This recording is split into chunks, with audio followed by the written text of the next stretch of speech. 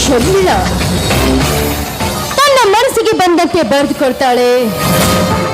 ಈ ತಾಂತ್ರಿಕ ಯುಗದಲ್ಲಿ ಹೇಗೆ ಬಾಳಿ ಬದುಕಬೇಕೆಂಬ ಬದುಕು ಕಟ್ಟಿಕೊಂಡ ಛಲಗಾರ್ತಿ ನಾಡು.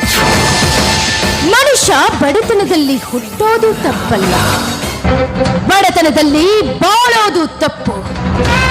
ಕೈ ಕಟ್ಟಿ ಕುಳಿತುಕೊಂಡ್ರೆ ದುಡ್ಡು ಬರೋದಿಲ್ಲ, ತಲೆ ಹಿಡಿಬೇಕು, ಇಲ್ಲ ತಲೆನ ಹೊಡಿಬೇಕು. ಸಿರಿತನ, ಬಡತನ, ಜಾತಿ, ಮತ, ಮೇಲು ಕೀಳು ಹೇಗಿರುತ್ತೆ ಅಂತ